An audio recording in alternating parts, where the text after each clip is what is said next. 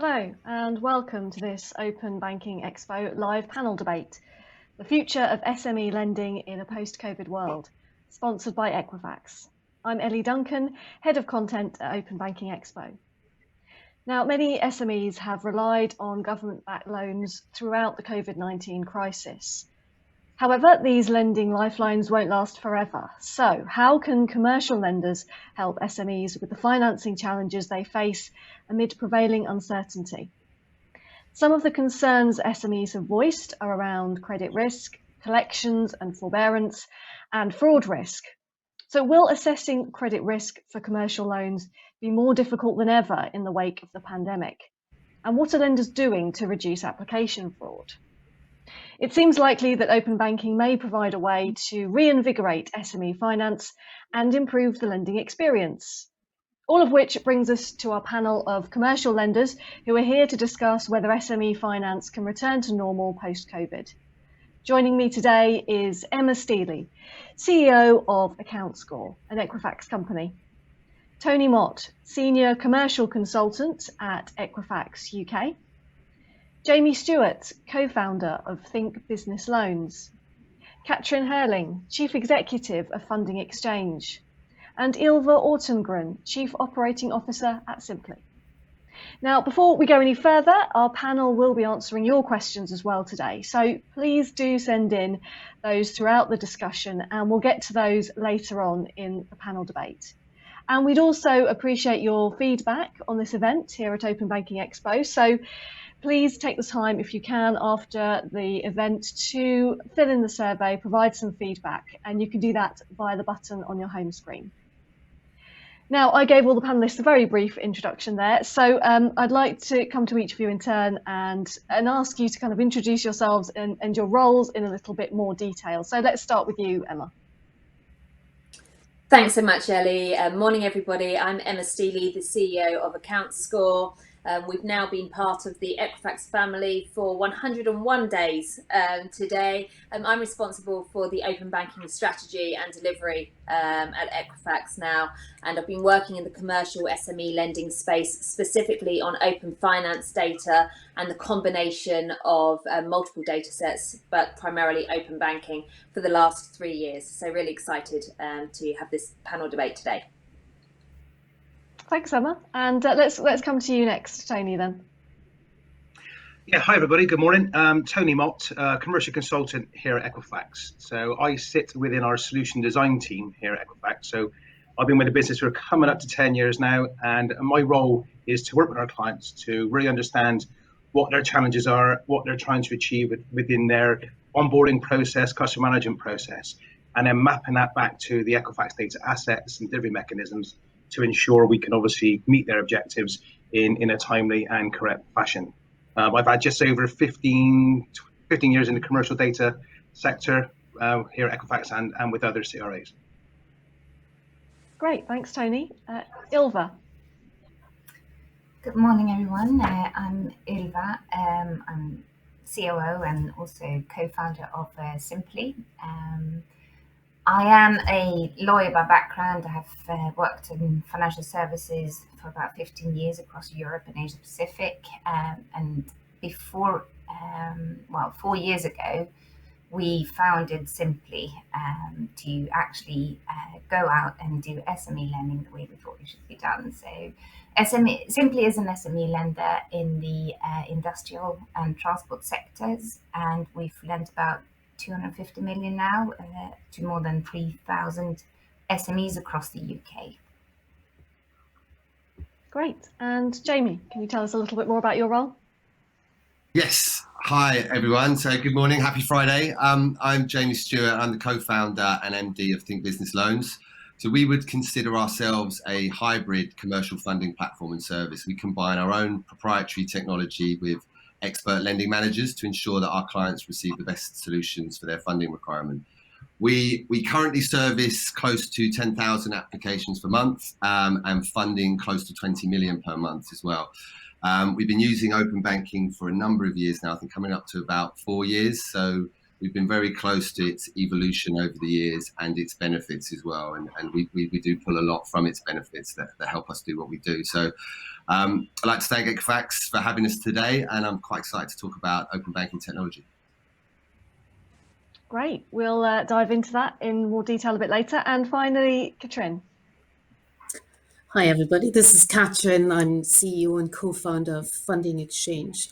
Funding Exchange originally started as a marketplace for SME lending, where we connect businesses in a seamless way to funding solutions, taking the time it takes to look for finance from weeks, often 6 weeks before we started, down to 6 minutes.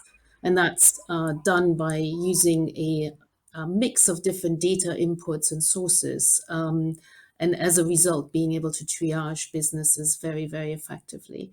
So we are very excited about the opportunity that data presents to drive a change in the SME lending environment, where we deliver benefits to both businesses that are able to have seamless, transparent access to finance, but also for funders to access those requests and those profiles of businesses that they're looking to target and looking to support. We are currently in the process of using the technology we've developed, not just within our own marketplace, but actually delivering this also as solutions to funders, including tier 1 banks that are using our technology to triage customers and transform their own lending operations.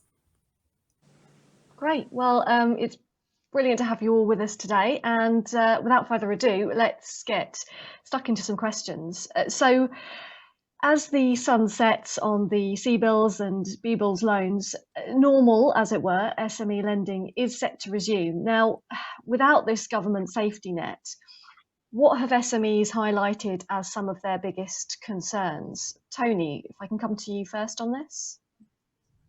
Yeah, okay. So we've been in dialogue and working with many of the bodies representing SMEs. And some of those concerns, there's two main concerns really that they've highlighted. Now, and not to say that anyone like myself or on the panel might agree with some of these concerns, but looking from the other side of the fence, this is what SMEs have said their major concerns are with the sunset and other government-backed notices.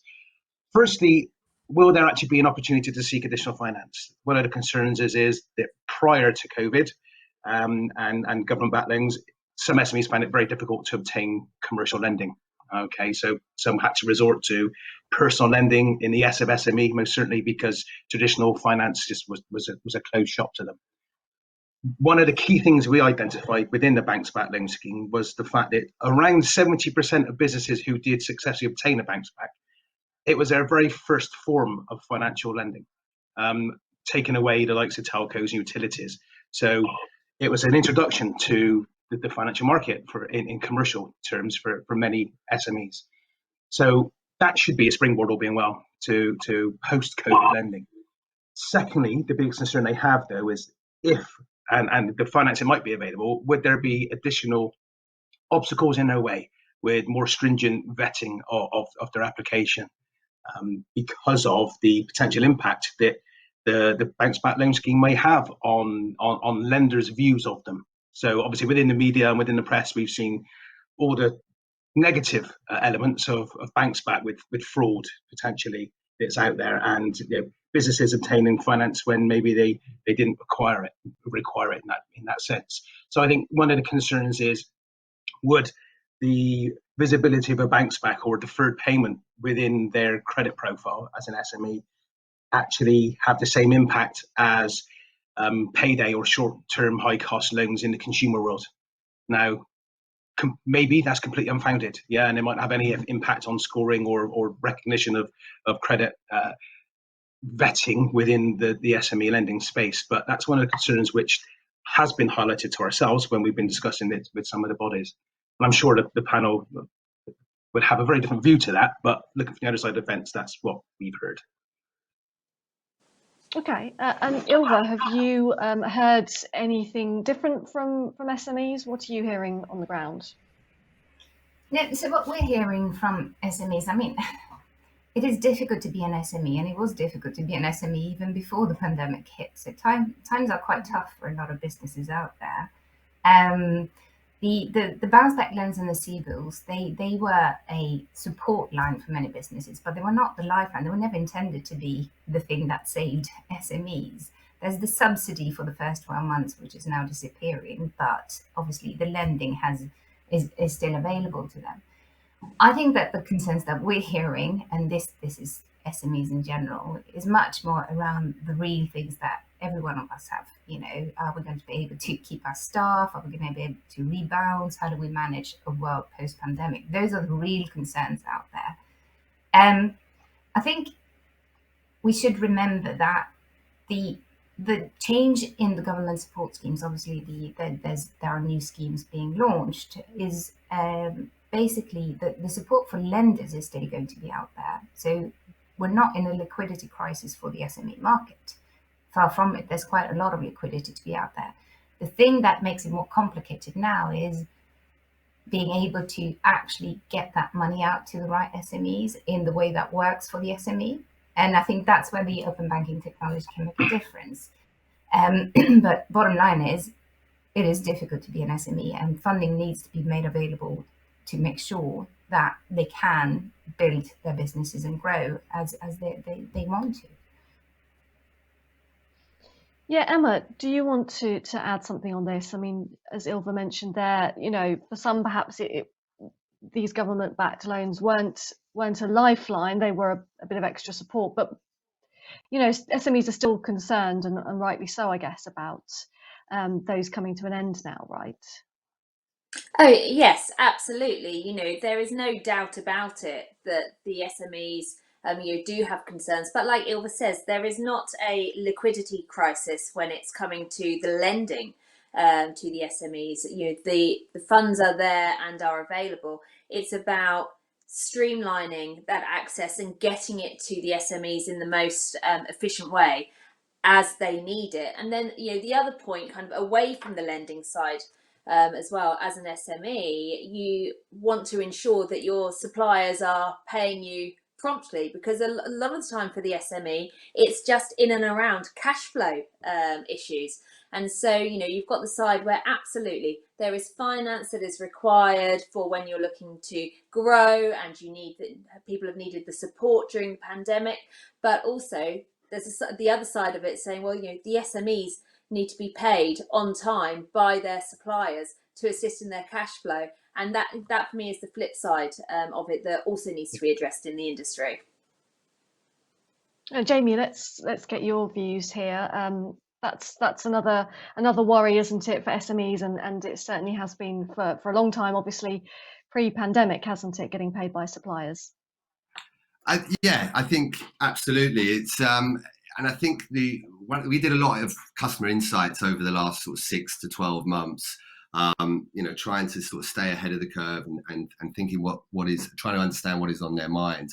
And I think the other experts on the panel have essentially hit the nail on the head. The biggest concern being access to affordable finance. So we kind of called it the safety blanket effect.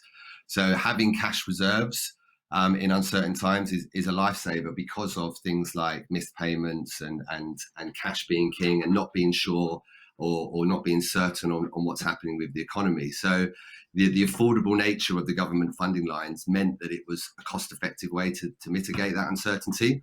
So whilst there was kind of plenty of options going forward, I think for growing, ambitious, or even cash-strapped firms, there is a fairly wide gap in that middle area of those firms that just wanted it in the background with little cost to it, no fees up front, no payments for a year.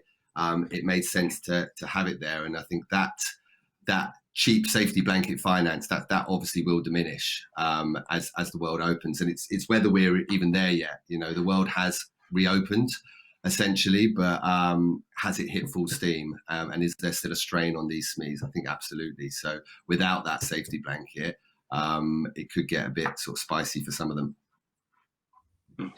And Katrin, let's bring you in here. Are there any other concerns SMEs have that perhaps the panel hasn't already highlighted? Yeah, I think what we're seeing in the environment, which is quite worrying, is that the end of CBILS and BBILS and the transition onto the new scheme, which is focused on providing funding above 25k is creating some uncertainty around the ability to support particularly the micro end of the lending spectrum. And I think we often forget that more than 95% of businesses in the UK actually turn over less than £150,000 a year. So the vast majority of businesses in the UK are at the very, very small end. Hence, assuming that a lender is typically willing to fund 10, 15, possibly 20% of turnover, most of these businesses are no longer covered by the government schemes that are now providing lenders with some backing in terms of lending above £25,000.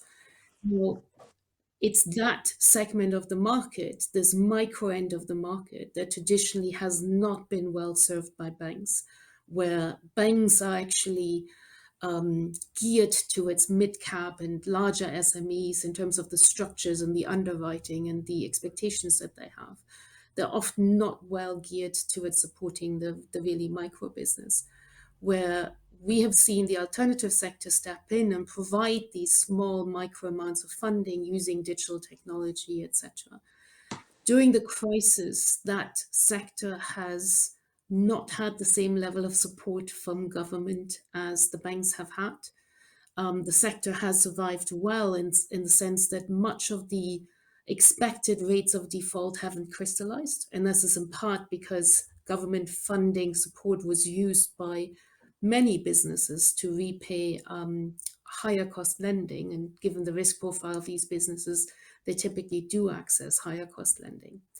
But this is now creating huge challenges as these alternative lenders have seen many of them. I think asset finance has done much better and actually in many cases built a larger portfolio, but particularly on the unsecured side, we've seen a significant decline in the size of balance sheets and hence the net income of these funders.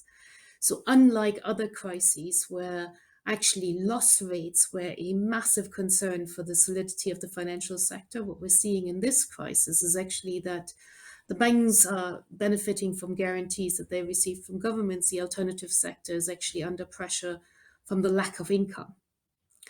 And this situation is getting more complicated as the RLS rollout has prioritized banks and some larger lenders.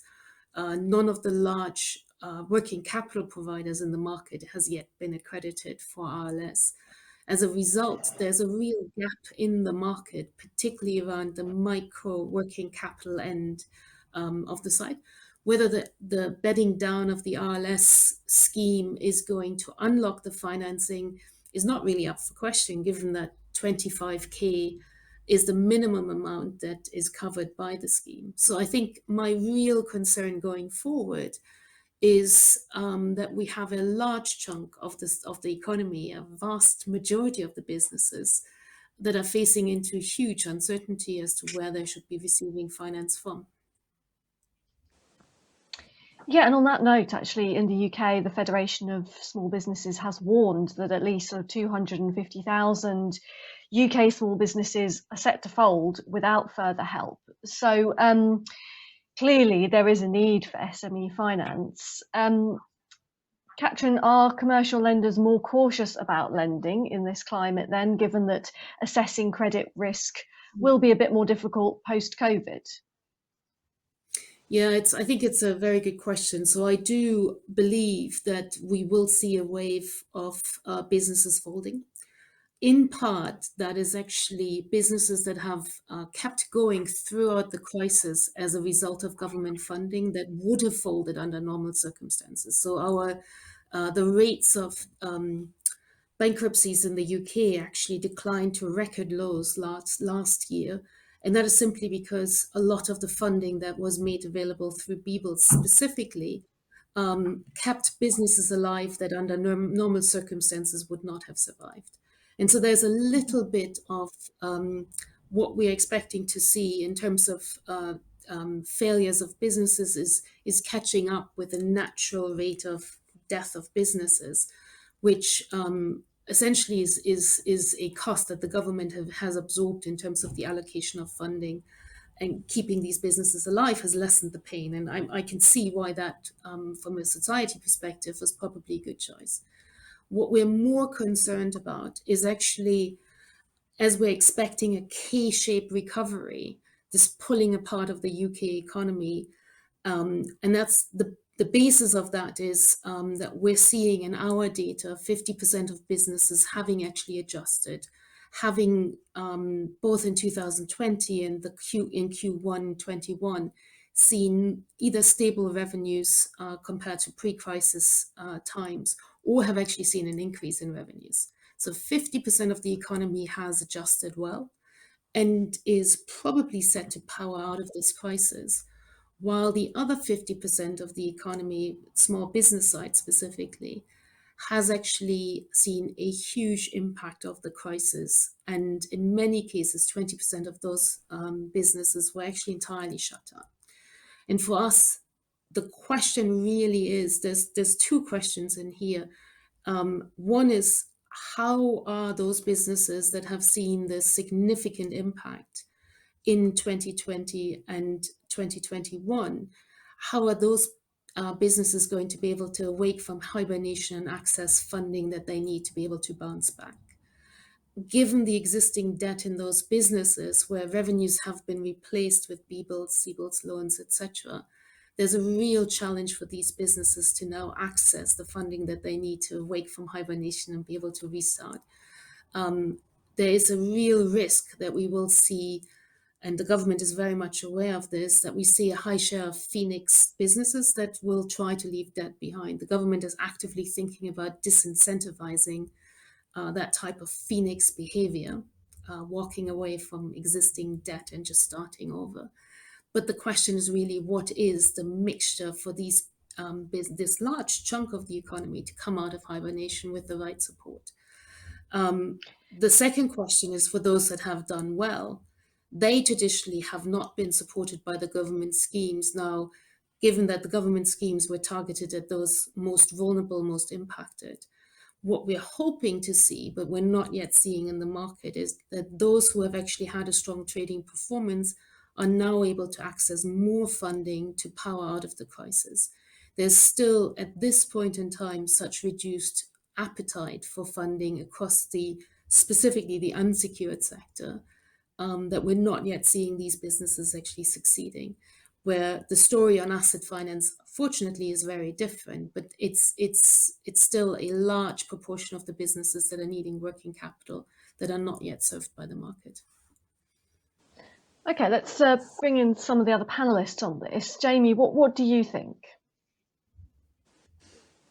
I mean, I absolutely agree with most of what Katrin says, as always. But I think when we say that businesses are set to fold without further help, I think it's interesting, and I think further help is a broad term.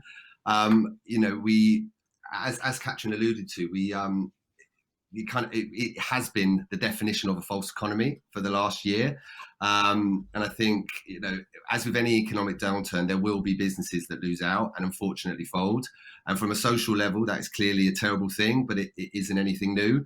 And I think this has kind of kicked the can down the road a little bit. I think many businesses simply run too hot and don't have enough in the tank to weather any uncertainty. And that really is, the capitalist agenda playing out. And unless we adopt some sort of pretty radical socialist policies, I'm not sure that's going to change. I think there are lenders lending, as I alluded to before. That our lending peers have proven pretty resilient and innovative over this time. You've had many that have pivoted towards C bills or B bills, but we've also had ones that have that stood pretty firm and held their nerve, and have got very comfortable with it. So I think assessing risk is going to be harder, and risk modelling and profiling has had to change pretty quickly to keep up. And I think those that have moved quickly and have averted getting hurt, and will push through to be the market leaders. I think are lenders lending, and do customers require funding? Yes, so therefore from a personal perspective, there's a model there, but it's just going to have to change how they model that, how they risk profile these businesses, because If we're going to start looking at last filed accounts, for example, from last year, it's going to be different. So it needs to be read a little bit deeper, and it will be, like I said, it will be a real cream rising to the top, I think, over the next 12 months for both clients and lenders. And I think that's probably how it should be.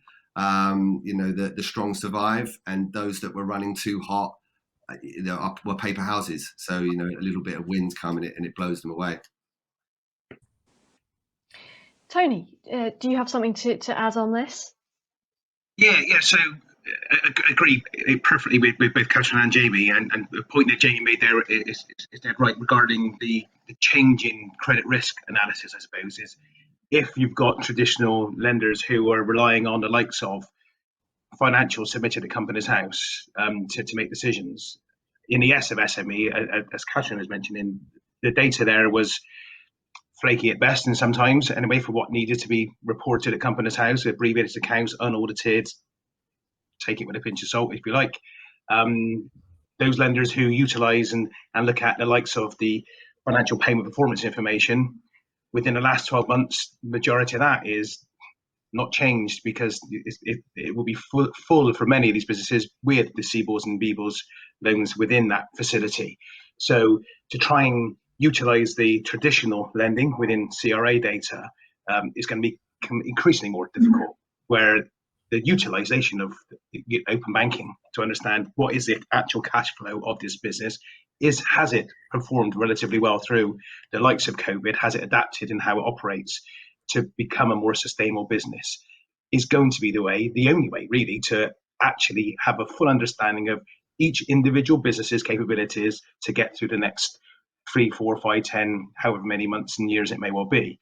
So lenders need to utilize this data properly to understand, and as Jamie said, funding those businesses that need funding and should have funding to survive and to return to growth and profitability and expansion correctly, and be able to analyze those business and correctly not lend to those that have been kicking the can down the road for the last 12 months, who are going to fold at some point, and not really maybe prolong that. As these businesses do fold, the ones that potentially should have, and the ones that are funded that should be funded, is going to increase the economy quicker, drive more revenue in UK PLC, and then make it's catch-22, I suppose, and make the whole lending cycle a much easier cycle for both the lenders to understand what to do, and obviously SMEs to obtain that finance as they require. Yeah, thanks, Tony. Let's pick up on that point about kind of using open banking. Ylva, how are commercial lenders using open banking to build kind of what might be a more accurate picture of SMEs' financial circumstances, and thereby kind of overcoming some of those credit risk concerns? But I think there's been a lot of interesting points made here, and specifically, so using open banking is part of the solution to be able to, it's part of a tool bag that you need to be able to lend properly to SMEs. So it's always been difficult to lend to SMEs. They don't tend to fit a scorecard. SMEs have good days, bad days, and then they manage. They may sometimes take a pause and slow down a bit, but not because of a failing business, and then they might pick up again. So being able to work with SMEs as a lender is challenging if you're looking at a score and then the repayment of a loan. What you need to do is look at, the business model, how do they respond to various factors externally? And I said it earlier as well, I think the pandemic has made it even more obvious, but these problems were there even before. And to Katrin's point, banks struggled previously to utilize the tools that Open Finance and other data sources might provide, in a sense that it worked for those more challenging credit assessments that SMEs actually present. And in that space, there were a lot of alternative lenders coming up. Yes, I think a big impact when it comes to SMEs accessing funding through the pandemic has been caused by the fact that those alternative lenders were not prioritized the way banks were, and they still aren't. So the technology and the capabilities that were built up over the past 10 years to be able to serve SMEs weren't fully utilized to be able to carry on. Now, a lot of banks and lenders have given bounce back loans and CBILS to businesses. And I think we've touched on that. Some of them maybe were not going to survive, but they were given credit as well. All of that credit now needs to be served and repaid. So yes, there will be an impact on the lending appetite. But the way we work with that is, and we did it through the pandemic, we did it before the pandemic, is when you lend money, you need to look at more than a credit score. You need to utilize open banking. You need to look at payment behavior. You need to look at cash flow trends, etc. I mean, we lend to seasonal impacted businesses. So if you're running an excavator or a farm or whatever it is that you're doing, are good seasons and bad seasons. Sometimes of the year you can't actually take on jobs to go out there. So cash flow and the ability for us to sort of match the repayment of a loan to that is crucial. And so that is where the open banking helps us. And that also helps us even further now when post-pandemic we're able to work with the SMEs to adjust to the pickup in revenue. And that's individual. It is really difficult. So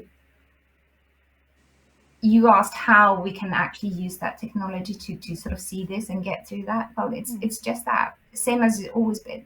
The closer you get to know the SME, the more likely you are to be able to say yes to the good ones and no to the bad ones. And the ones that you do say yes to, you're able to see how to structure that transaction in a way that works for them, that makes it sustainable. The debt that is to be served now as a result of the government scheme is going to be a challenge for many SMEs, because I don't think at every time a bounce back loan was granted, the lender took time to properly assess the future repayment capability of that SME. And so, yeah, I do think that it will have an impact on the survival of many of them. Thanks, Ylva. And we're running a poll, actually. It's just gone live, so anyone watching can vote. We're asking, what would be your biggest concerns about using open banking to verify affordability in an SME lending journey? Would it be gaining customer consent to share the data, perhaps lack of resource to implement a new data source, accuracy of forecasted data, ease of integration with our existing platform, or perhaps you have no concerns at all? So we'll find out what the thoughts are there. But Emma, I could see you nodding along while Ylva was talking. Do you want to add something on kind of using open banking in this way? Yeah, absolutely. I fundamentally believe that open banking is a necessity when it comes to looking at the SMEs. But I am very much, as people are aware, from a consumer lending background historically. So I had sort of 15 years in the consumer lending space. So when we started about 4 years ago looking at the SME space, I was completely shocked that it wasn't just like these straight through journeys. We understood very quickly then, actually, it's about respecting that it is challenging to underwrite for an SME and to extend finance, and that open banking is part of the package. And it's not just open banking, it is open finance. And actually, as more APIs become available, we do pull in companies' house APIs, it helps create actionable insights. Being able to link in and bring in Equifax business insights as well, multiple data sources. What they do is they help to build up that picture so you can have a true understanding of how that SME looks today. It's very challenging looking at the fact that, you go back 12 months now, oh my gosh, the world 12 months ago, what a place. So are you looking back over 24 months and actually using, we sort of pride ourselves on, the cash flow forecasting and the regression models that we've put in. But, there is no silver bullet right now for me to be able to turn around and go, great, this is exactly how this business is going to look in 12 months time. So it really is about having that level of respect for the SMEs, really understanding and working with them to be able to underwrite, But at the same time, you can't take 120 days to get that finance to them. So it's about working with the technology that is available today to deliver what the SME needs in a timely fashion with a robust assessment. There is no silver bullet here, but there certainly are. The technologies have been available. I remember Ylva and I sort of up on stage about it probably about 2.5 years ago together, talking about the technology that was available. It is still there. It is getting utilised, but certainly, it's part of a package in its entirety, as opposed to just a one-size-fits-all solution. Okay, and Jamie, I want to come to you, kind of building on that. I was wondering whether you've seen kind of application fraud become a bigger risk as a direct result of the government-backed loans, and if so, how commercial lenders are kind of using open banking for verification here. Perhaps, we can pick your brains on open banking, not only for kind of building that kind of picture of SMEs' financial circumstances, but also in terms of using it to kind of deal with some of the application fraud that's going on. So what are your thoughts?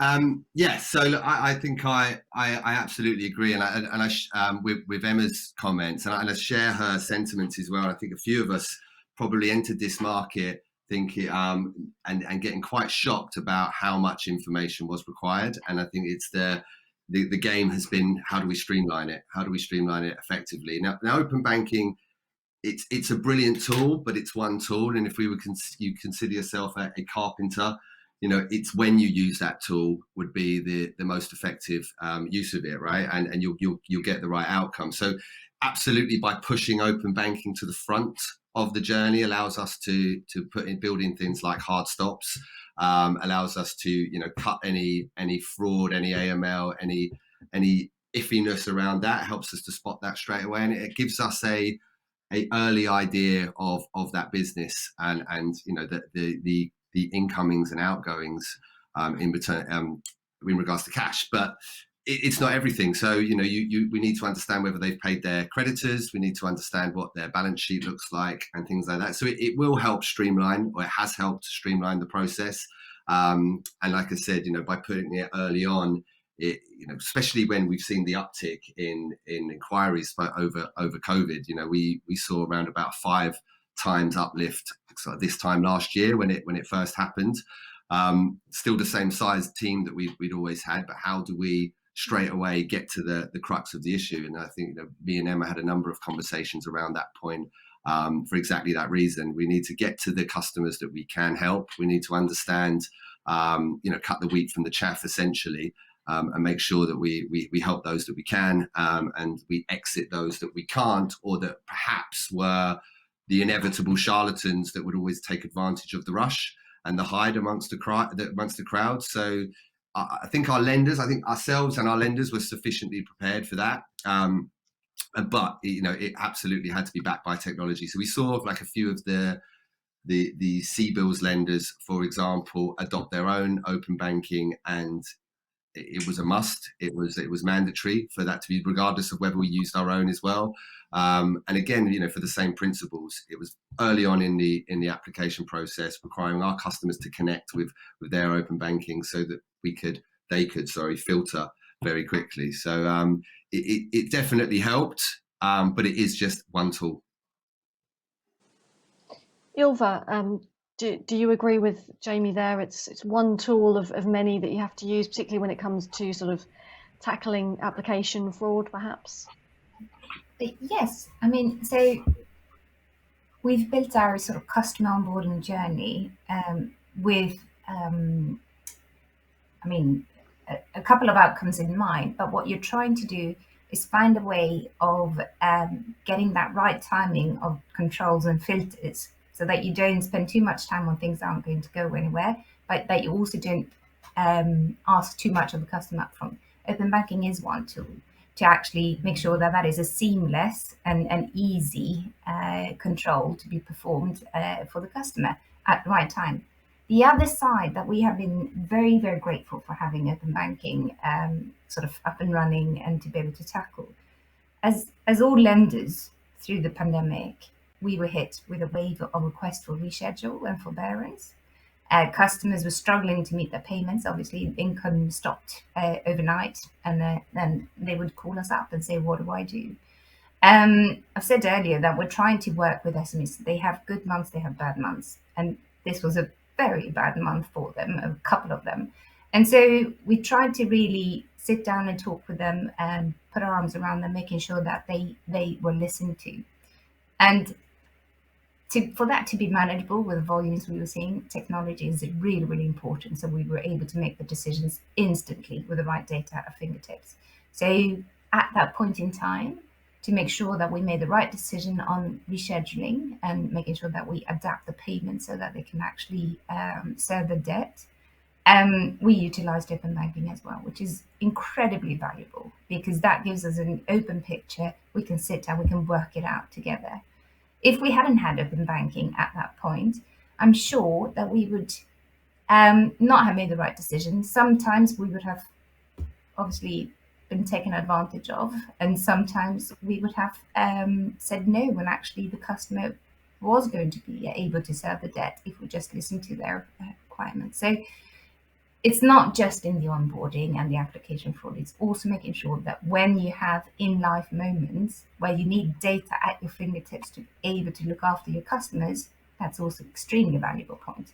But yes, it's just one of the data sources. There are many other data sources that you need to look at.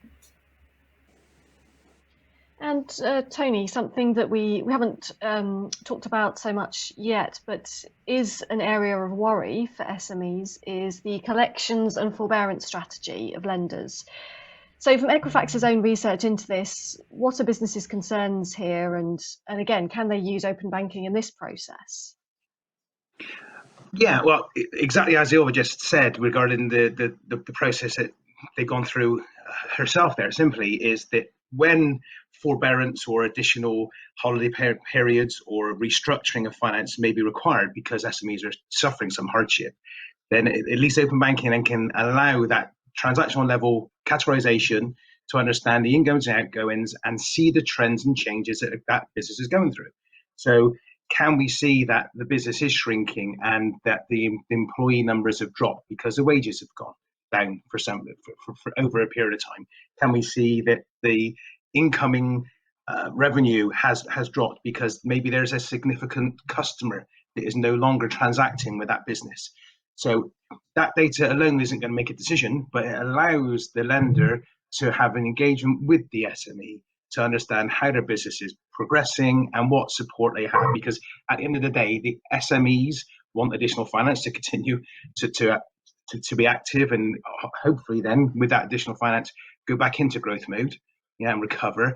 And obviously lenders don't want these SMEs to go into debt and then have no return on their initial investment and go through the whole collections and recovers process. So it really is a win-win. And going back to the fraud element of the previous question as well, we saw with the Banks Back Loan Scheme, the number, everyone saw the lovely stories of businesses applying unbeknown to themselves and retaining the Banks Back loan because a fraudster has gone on to cover his house and got the data they needed to make an application and successfully get 50 grand for the Banks Back Loan Scheme because the vetting process may not have been there.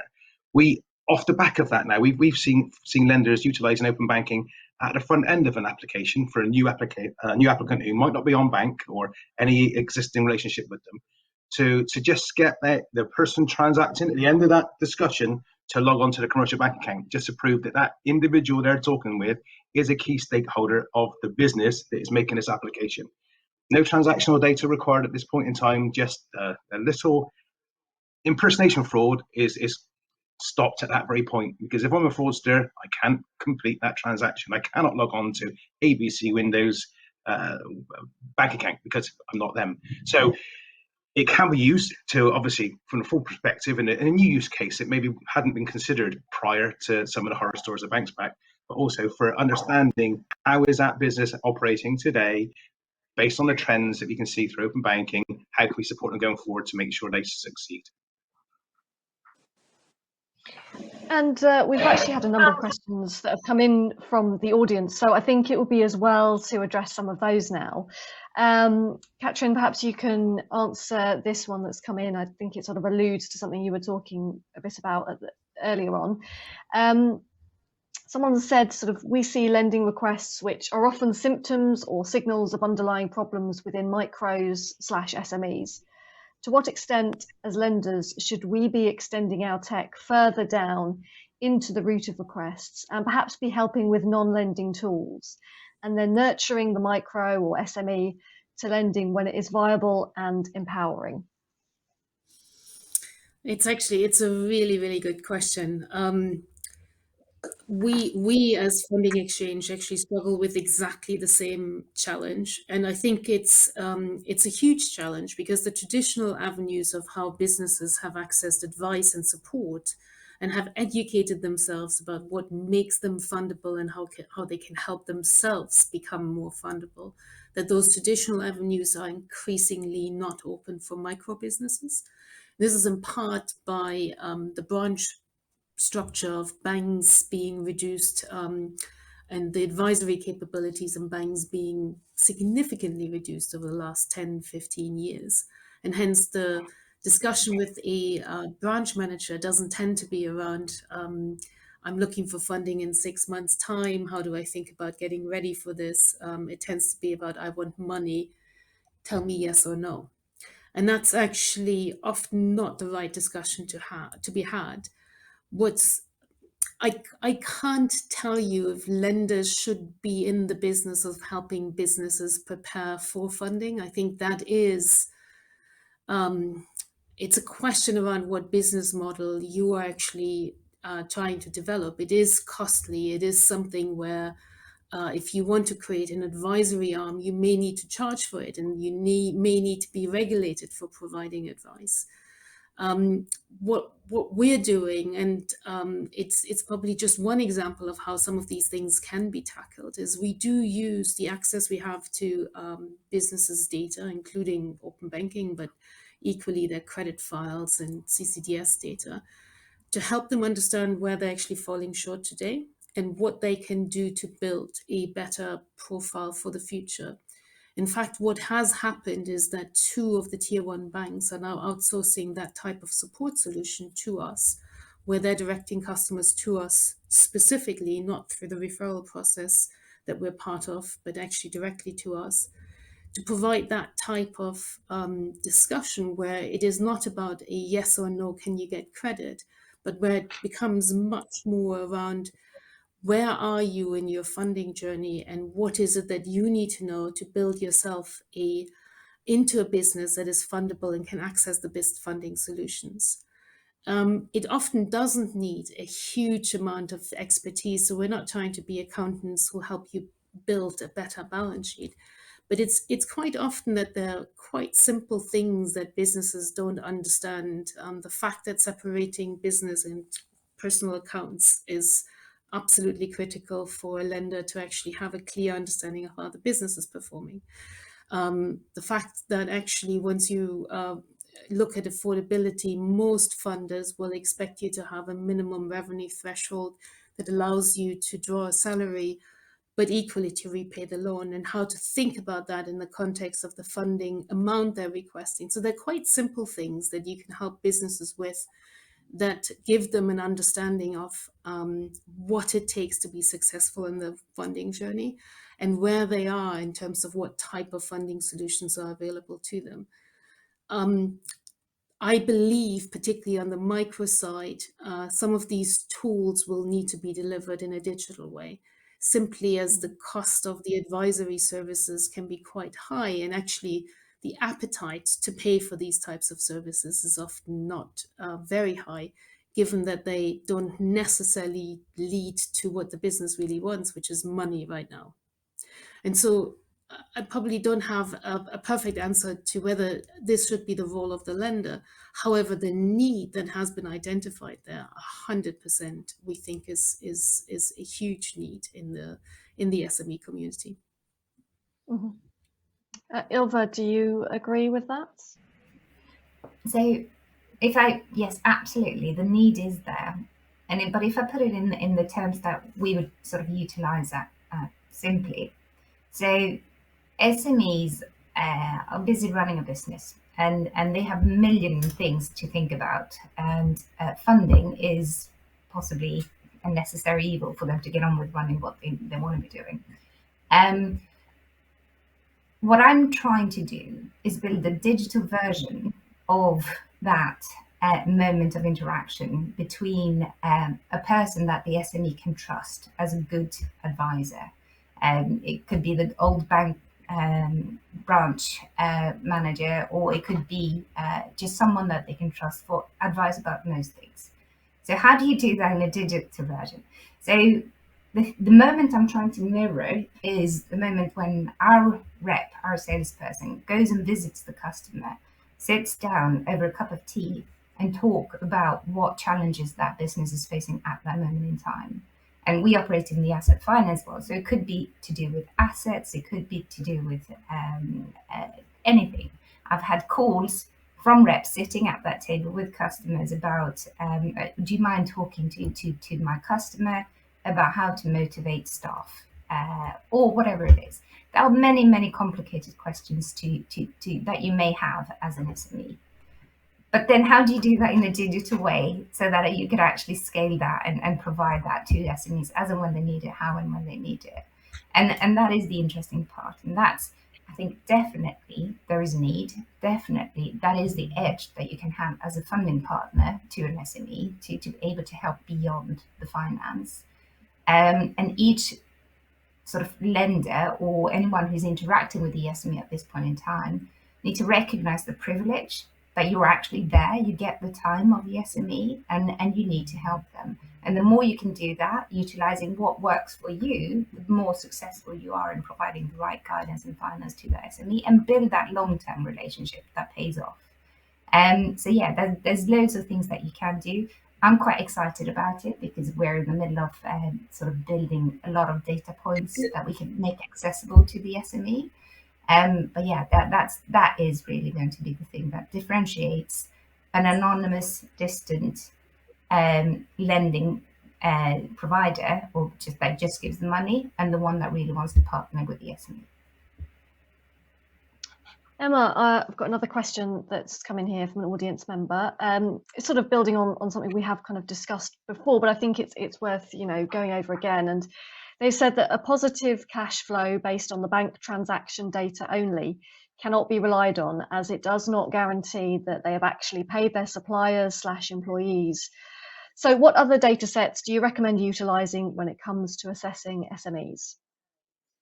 Well, I would say, I think I would argue on one of those points, because I do think it absolutely shows that you pay your employees, because you can see the wages that goes out of the account. So if you're looking at an organisation, just with the way that the categorisation of the data works, you're very much splitting it down into sort of like primary category, subcategory, and those vendor level descriptions. So wages are certainly identified from the bank account. I completely agree.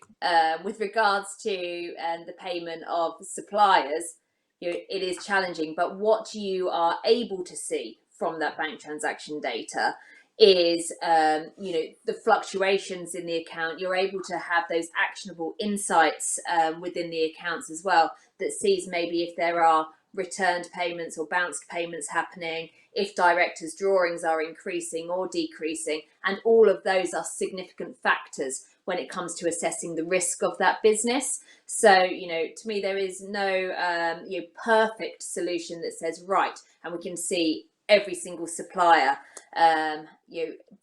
for this business from this bank statement. But the core data sets that are required, from my point of view, are the company's house data, the CRA data, the bank transaction data. And as HMRC are now rolling out some of their APIs, being able to look to utilise some of those APIs as well. And I look at those really sort of in the self-employed sector as well. I think they're all beneficial tools that assist those lending decisions. Okay, and I mentioned earlier we ran a poll, and we've sort of got the results of that poll in now. So, Tony, I thought maybe you could give us your views on the results here. We asked what would be your biggest concerns about using open banking to verify affordability in an SME lending journey. 43% said gaining customer consent to share the data. Does that surprise you at all? What do you make of that? It doesn't surprise me. I don't think I agree with that. I think consent, especially in the commercial arena, and the fact that I think it needs to be done. I think SMEs are understanding that this is part of the onboarding process now and part of the evaluation process for lenders. So Emma will be able to tell you the exact stats, but I think it's well over 75% of commercial applications go through the entire journey. So I think the misconception is the fact that customers are not going to want to consent. They think it's hassle, it's a pain. The main thing we need to do here across the industry, really, and as lenders, and probably more importantly, the media, is to give the positive benefits of open banking. And it's not a chore. It's not something that is a negative event. What's in it for me as an SME by sharing my data? What's in it for you is the fact you're going to get a positive decision potentially much quicker than you would do through any other means. And it's that education piece that I think the whole industry really needs to address, because this is not a negative factor for an SME to have to share their data. But I understand where the sentiment comes from, absolutely. And if you go back 15 years ago when the first chip and PIN came out, there was a huge uproar at first. Oh my God, what's going to happen? I'm going to share my 4-digit PIN. What's going to happen to me? I think there's that element of open banking fear is still there, but it's certainly far less than it ever has been. And Emma, please jump in and give me the correct stats, but the success rate is substantially better than ever has been and forever growing. Yeah, absolutely. Just on that piece, the exact stat that we have as of like last week is 77.8% of the SMEs that are asked to share their data. When an SME is going through a lending application, they are used to having to provide paperwork. And it may be that it's loads of statements that have been up in their Tesco carrier bag under their bed. This makes it a whole lot easier for people and SMEs to be able to actually share their data in a timely fashion. So that's what we're seeing. Jamie, I saw you nodding along there. We've only got a couple of minutes left, but do you want to add something on this? It feels like Tony pretty much nailed it, but it's the lack of understanding, right? The assumption being straight away, I don't understand this, and neither will my customers. And I think that's really what it boils down to. It's a nod towards the confidence in it, right? Because it absolutely has its benefits and it's absolutely secure. So if you illustrate that message to the customer, and a really good stat that we had was when we first launched it a number of years ago, our original uptake was around about 11% with our customers.